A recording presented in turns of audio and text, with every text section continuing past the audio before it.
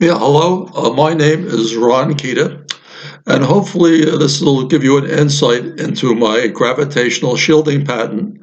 As far as I know, it's the first of its kind, and the actual title is Gravitational Attenuating Material, US8901943, and the patent was issued with an additional 249 days due to excessive examination and checking. To give you a background and how I came across this, on Usenet.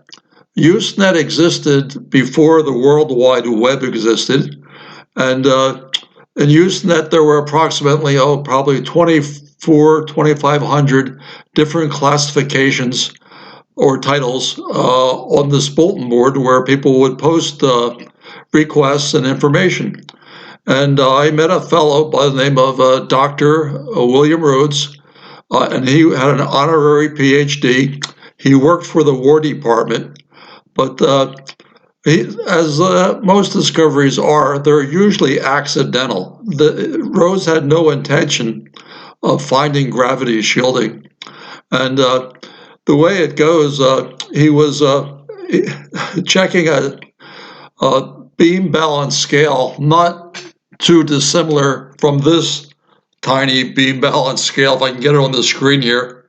And what happens is he inherited a laboratory of a friend of his who did a lot of repair on ultrasonic devices used in hospitals and ultrasonic testing. And so he was waiting for a friend of his to move the contents of his small laboratory to his home. And Rhodes was, he was very particular, and he made the assumption that the fulcrum, the balances in the beam from lack of use over years would somehow have been corroded, and the beam balance would not give an accurate weight. And so with the beam balance, you establish your weights by putting your weighing object here, and then with a series of tweezers and so forth, putting a corresponding number of weights that have a specific gram weight to them, and you total them, and you get the weight. So assuming that it was a friction or corrosion problem, with the lab material, he grabbed a very heavy object that weighed approximately 500 pounds. And I'll give you an example. This is, then I'll explain a little bit more here. This was one of the first Electrets that I made. And in terms of what enabled Rhodes to see or discover this gravitational shielding effect, you will see that the construction of this Electret, it was made with carnauba wax on the front, and there's a screen, regular aluminum fly screening. Then there was a balsa wood gap, if you wish, and then there was a backplate, a metal backplate.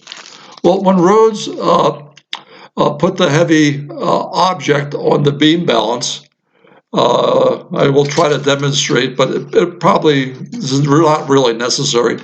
He put the transducer. This was an ultrasonic transducer.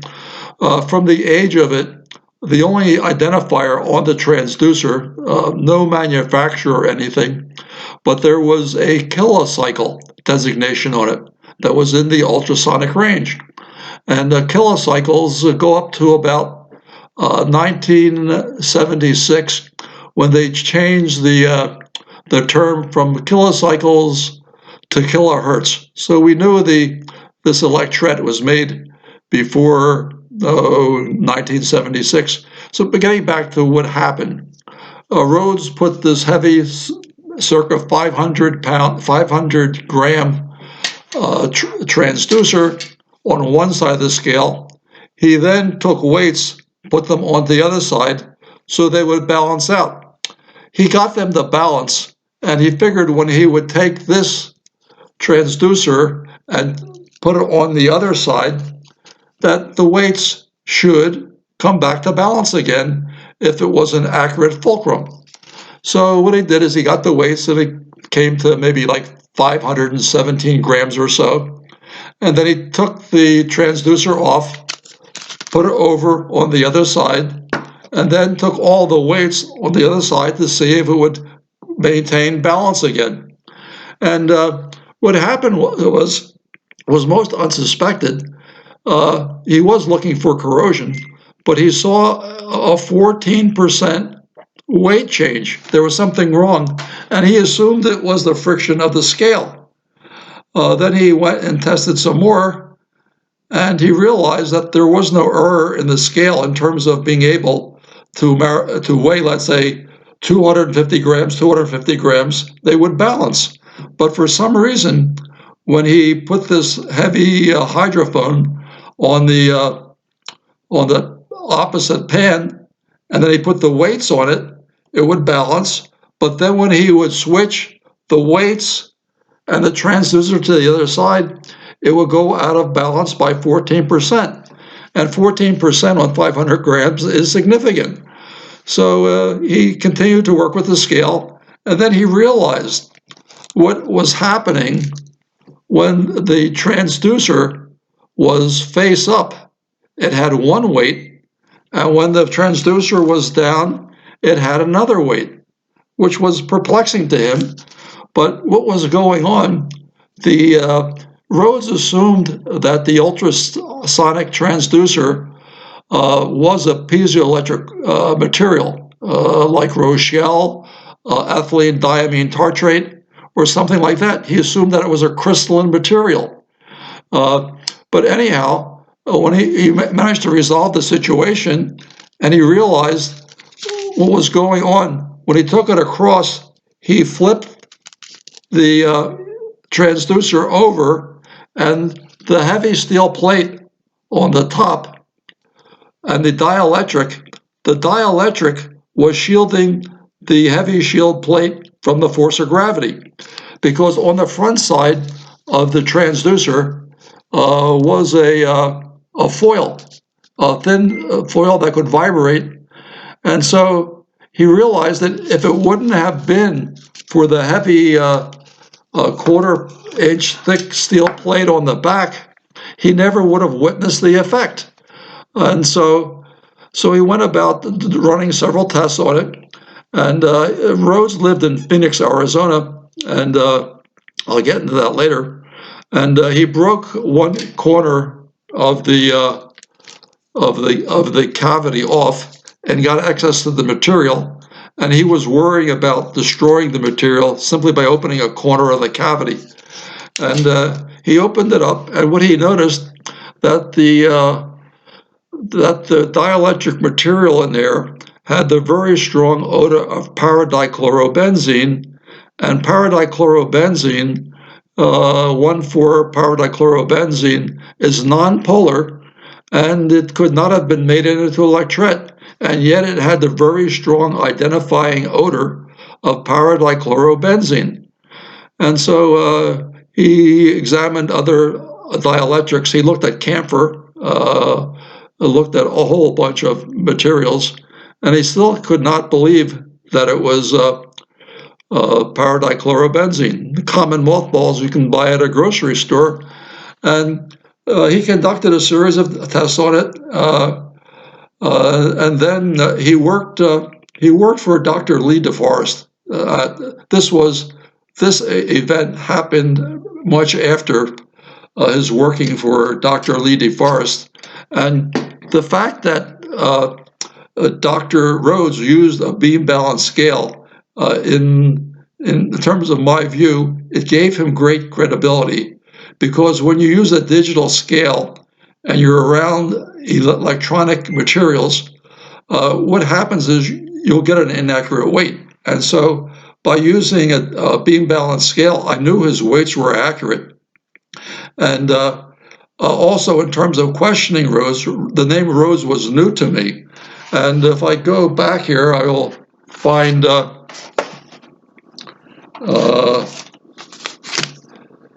this is a patent that he shares in common with Dr. Lee DeForest. And the patent number is 2594740, and it's entitled Electronic Light Amplifier.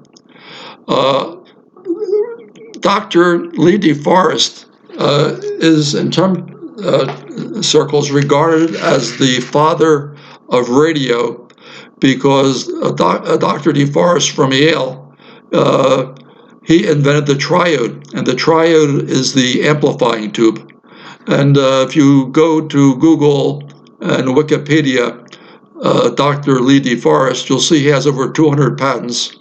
And so Rhodes working with, oh yeah, I should add, I forgot, that when you go to, what's most significant, when you go to the US patent website, you will see that the names of Rhodes as well as the name of DeForest appear on the patent. So in terms of being a credible person, this gave Rhodes high credibility. I met Rhodes on YouTube, not YouTube, it's called Usenet, as I mentioned, which existed before the World Wide Web. As I said, it was bulletin boards, and he had an offer there. If you can track down into Usenet, it probably is psi physics or psi chemistry, psi material science. They're all followed with a dot. The post is still there in its originality, or if you wish to look into it, I can email you a copy.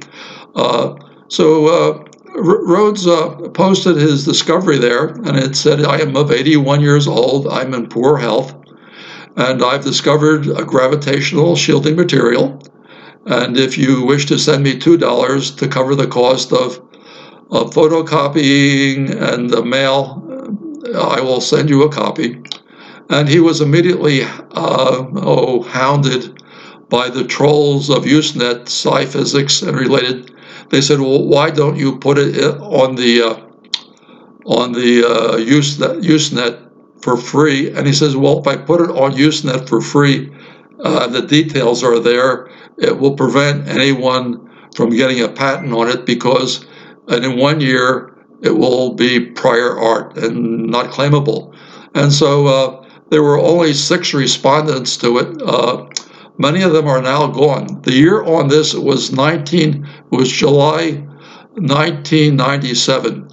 And but the main thing with Rhodes' notes, what I gleaned from them, was the important thing was the strong odor of paradichlorobenzene, which is nonpolar. It's a 1,4 positions on the benzene ring. And at this time, I was interested in gravitational modification, and what was the big item was the, I will make a digression first. I thought back in 1981, there was the gravity shielding patent by, no, it was actually a patent application. The patent was never granted because Dr. Alzafon of Boeing, he used a X-band nuclear magnetic spectroscopy apparatus, and he saw a change in gravity when the NMR was turned on at a certain frequency. This 1 gram sample would lose its weight. 1 gram is not, it's not that large, but the fact that it lost weight. And so anyhow, he prepared the paper for the AIAA, and it's AIAA 81-1608. And the name Boeing has been taken off the paper. According to friends of mine, they claim everybody at Boeing who knew about it, they were terminated. So it's not uncommon. A friend of mine, Henry Wallace, a General Electric engineer at Valley Forge Space Center, he had patent 3626605 and the accompanying 606. And it was a way of spin polarizing molecules of certain metals that were heavier than copper, where you have an extra neutron in the center, they would spin polarize. And he also was terminated from General Electric. And so getting back to my thoughts here, I thought when the AIA paper by Alzafon was made public news and I saw there was a patent application, all my friends at the PACE meeting at the University of Toronto back in 1981, we figured gravitation was pretty much solved, that it would be a microwave device and it would, it's pretty much over. But a lot of time has passed. His son, Dr. Frederick Alzafon's son, published a book on the work of Fred Alzafon, and it just came out 2 years ago. And if you type in Alzafon gravity control, you can find it. And so getting back to my main thing, Rhodes, as I mentioned, worked for the War Department, and that's how he got his honorary PhD. And on Usenet, he was mocked that you could invent a gravity shield. But anyway, I've been making this whole process of getting involved with Electrets. Rhodes thought the material inside the cavity was some sort of piezoelectric crystal. Being of age, he's now deceased. He was not aware of the term Electret. And when I contacted him, I said, the material that was poured into the cavity, I says, you're not looking at the transducer being a piezoelectric crystal that had to be cut. I said, the reason why it was able to be poured into a cavity at relatively low temperatures, it was some form of benzochlorine, chloronaphthalene, which also goes by the name of halowax. These dielectrics, the dielectrics that were in Rhodes's, how should I say, were transducer, when it gave off an odor, he should have known that the material was highly volatile. And but he did his tests on it. He also did a water test in which there was some movement. And then he did consulting work for the need for physicists with an honorary degree in Phoenix, Arizona is not really wide. And so he worked either in Los Angeles or he worked in San Diego. So he had an outbuilding which he called Panasonic Research, and he left the unattended transducer with the broken end of the case open, and then he left for a week's work out in San Diego. And in Phoenix, temperatures in his unair-conditioned building at that time, when it was unattended, would reach about 140 degrees. So when he returned back from his work in San Diego, he looked at the hydrophone and the interior was completely gone. He said it probably sublimed, but could have melted and then went to gas state. So anyhow, he planned to have the material analyzed so he'd know for sure what it was. He actually had the Nobel Prize in his hand, and it was intriguing that I found the dielectric was 1/4 of an inch thick.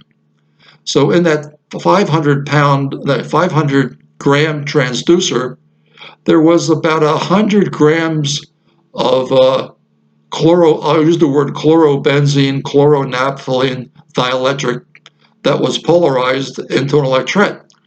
And so I found that amazing, 14% on 1/4 of a gram. So if you go to if it scales with thickness and you go to a 2-inch thick material, it should get rid of 100% of gravity. And when I was at Villanova, I had a professor who would come in and he would give the class usually a unique question to answer. And we never could get the answer correct. But he said, So what was the significance of the US dropping the atomic bomb on Hiroshima and Nagasaki? And we all gave what we thought were proper answers, ending the war, saving lives, and so forth. And there were about 30 students in the class. And he says, none of you have the answer. He says, what the significance was when the H bomb was dropped on Hiroshima and Nagasaki, no one wanted to build an H bomb. They thought that it was pure folly. It wasn't worth pursuing. So what it is, once you know that something is possible, that changes everything. So when I saw Rhodes' notes, I went through it, and he was mistaking on piezoelectric materials. They were actually electrets. I told Will, I said, these materials, I said, they're electrets.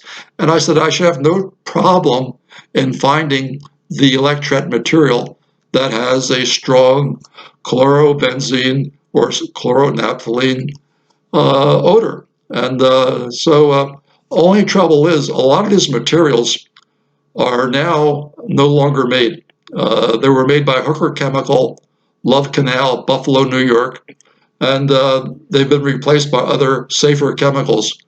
One of my biggest problems is I have to chlorinate my own naphthalenes and benzenes, and oddly enough, I never envisioned aromatic materials, especially when involved with chlorine and naphthalene and benzene, that you have to catalyze them. Because the main problem is when you chlorinate them, you run into isomers. And isomer separations, some of the melting points are very close. Their specific gravities are very close. So you get into this problem of generating enough material that you can isolate into meaningful things. So the cavity that Rhodes saw had about 100 grams of dielectric in it. And one thing I want to mention, what made the cavity unique is that I'm going to give you, I don't know if this will show up well. This is tubing, and inside the tubing is a piece of thick wire, and you can pour the dielectric in through the top. And here's the bottom of the cavity, and here are the sides. And it's a U-shaped configuration of vinyl tubing, and you pour the dielectric at the top when it's molten. But one of the reasons for pouring the dielectric material into the top is that with the electrets, if you're going to make a good binary electret, a binary electret has two components to it. One component is polar. The other is nonpolar. And so you get some electron entrapment, the interfaces between the polar and the nonpolar material. And so this was a benzophenone electret, and this was just made recently in September, just a few days ago. And what happens is one of the materials that I use, not that frequently, a number of years ago, I bought benzophenone from Spectrum Chemical. And benzophenone, you would perhaps know it most as used in sunscreen. It changes the effect of ultraviolet light impinging on the screen. And benzophenone is really kind of interesting. It's very polar. In the center between two benzene rings, there's an oxygen atom, and on the two sides, which you're going to have, are benzene rings. And so what happens is by having the oxygen at the very top, you have a very polar material. But with all these materials, even though they're polar in the molecule, when you crystallize them, they want to crystallize in a nonpolar fashion. So that oxygen at the top, when it goes to crystallize, will be down at the bottom as an oxygen crystallizing. The same thing within the patent that I have. One of the materials that I use is a very polar 1,2,3-trichlorobenzene. 1,2,3-trichlorobenzene is very polar when it's in one molecule. When it crystallizes, what happens is you have 3 chlorines, if I can do this right, down and 3 chlorines on the top. And so trichlorobenzene, while it is very polar, will not give you a polar material. And for electrets, you need a polar material.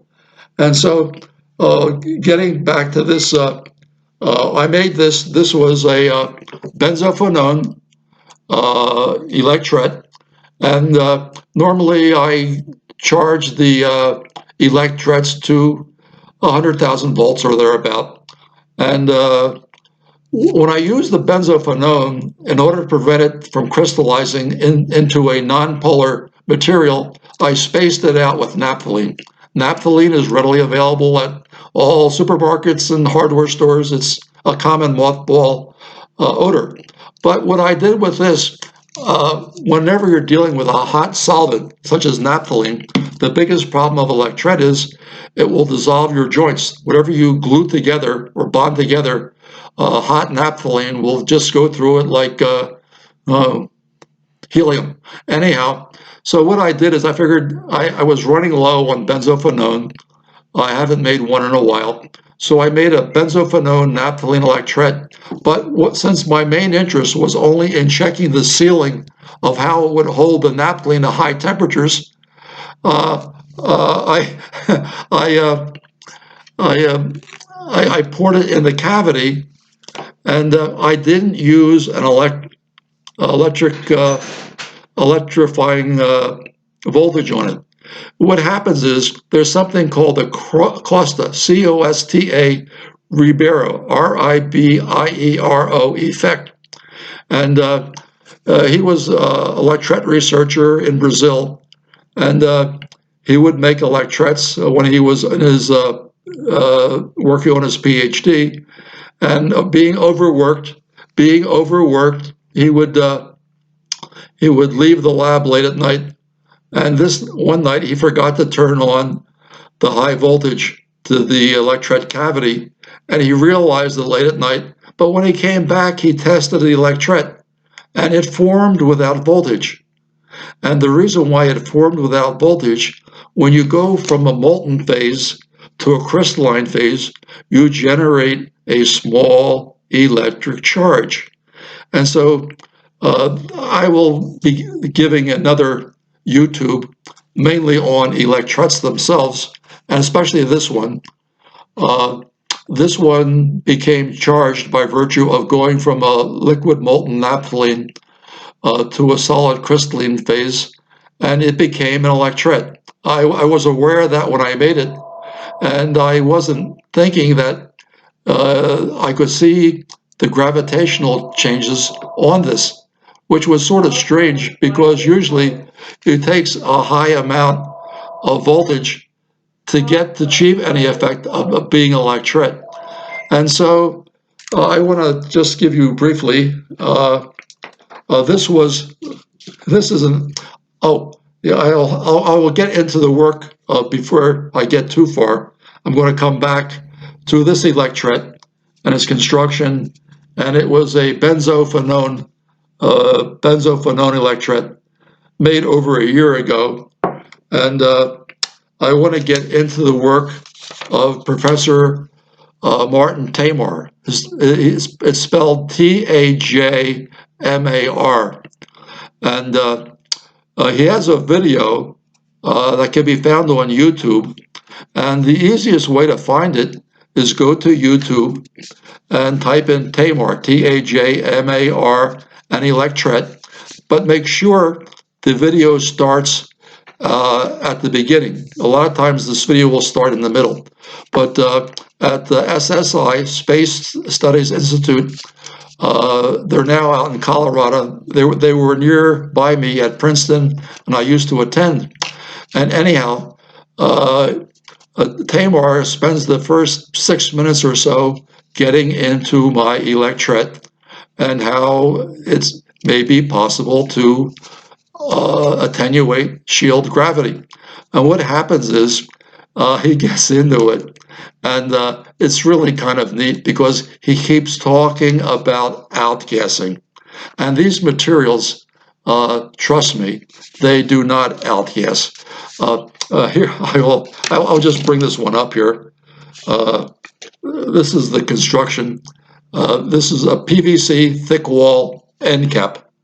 There's much I use for an adhesive. I use rubber. 5-minute epoxy is worthless. And then for the top is very simple. Very simple. It's a soda water cap that keeps the carbon dioxide gas from escaping. So this is very permeable. And if you ever buy chemicals from a chemical supplier, you will see all the lids of chemicals are sealed in electrical tape, polyvinyl chloride. And so in terms of these, I've made numerous of these, and numerous ones of these, they don't outgas. It's just, I made another one. This is just another example. I inverted the lid. This is the inverted lid. You can see in there. There's also a plate in there. And so Tamar at Space SSI 2016 talks about my patent and the weight loss. He calls it outgassing. But at the very end of the 6-minute presentation, there's this chart.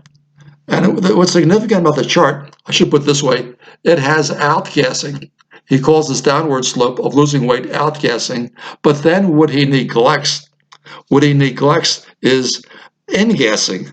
There is no phenomena such as ingassing, especially with these materials. They're hydrophobic. Like carnauba wax, you can leave it in a rainstorm. It does not gain weight. But what I found is Tamar happens to have an Electret propulsion patent. And it can be found on the Google Patents. It's in the World Organization PCT-EP filing 2014-202-766. And the title is Charge Storage and a Second Charge Storage and a Drive Unit, which struck me odd because usually when you're propelling something without propulsion leaving, it's called a space drive. But Tamar at the University of Dresden refuses to call it a space drive. The title is most obscure, but at the very end of the patent specifications, before he not specifications, the introduction to the patent, I should say. I'm sorry, I'll correct it. At the very end of the patent specifications, it says patent spaceship propulsion for low gravity applications. He only mentions the word spaceship drive or spaceship propulsion at the very end of the patent, which I find a bit strange. If anyone cannot find any of this, I should say I have a email, and there's two of them. Chiralex, CHIRALEX .kita, KITA @gmail.com, and the other one is Chiralex, CHIRALEX @msn.com, and I will send you whatever you need that I didn't make clear here. And also, looking through my notes here, if you go to Google, this is an easy find. It's once again a paper by Professor Martin Tamar, Tajmar. It's on Electrets, Electrets, negative matter. Okay, it has 51 citations for Electrets in it, and it's most interesting because in terms of playing a role in our future, the Electret that has been around since the Japanese discovered it, probably back in the 30s or 20s, that is, it's going to be in our future. What I wanted to add, I was a good friend of the late Boyd Bushman. There's a YouTube also of interest. And it was done by Nick Cook, and Nick Cook was with Jane's Defense Weekly. And Jane's Defense, he was the aviation editor for Jane's Defense Weekly. He also featured in Jane's Defense Weekly was Project Green Glow. And Project Green Glow was the attempt by British Aerospace to get into gravity shielding. So there's a lot of strange information on Green Glow and Podkletnov. I followed Podkletnov, and I followed the 123 ceramic superconductors. I had superconductors given to me by a ceramic company that was, they were near Princeton, and they were pressing 123s, and they gave them to me for research purposes. One thing I found out relatively early, they're very sensitive to moisture in the air. They will crumble if they're left in the air. I destroyed a sizable amount of them simply by leaving them out to moisture. And but getting back to Electrets, Boyd Bushman, he's noted. Well, he was a senior scientist at Lockheed Martin, Dallas Fort Worth. And if you go to once again YouTube, you type in $1 billion secret Bushman, you will find a series all about anti-gravity in there, and Bushman is in there, and we became good friends. Bushman has a patent that was issued to Lockheed Martin, a method for supplying electrical power, and is powered by an Electret. The number is 5590014. And it's readily findable. Bushman, I think he has about 20 patents for Lockheed Martin. And he retired from there. And I asked Boyd, I said, you have a way of generating power from Electrets. I said, I am aware of that. But I said, did you ever weigh your Electrets? And Boyd said, no. Ronnie said, I never weighed them. I said, Boyd, you should have weighed them. So anyways, this YouTube will be in two parts. This was just to give an introduction to where it is. And as I mentioned, I was impressed by Dr. Rhodes on YouTube. He was hounded for not making his information that was under the title of Gravity Shield, by not making it, giving it to the public, which would have prevented patenting it. The information that he gave was just basically the odor of the material, which was powered like chlorobenzene. Rhodes tried to find the materials. He went through an extensive list. I don't know for how many years he worked on it by himself. And then being 81 and of poor health, he wanted to see that his research notes got into good hands. There were only, like I said, maybe 5 or 6.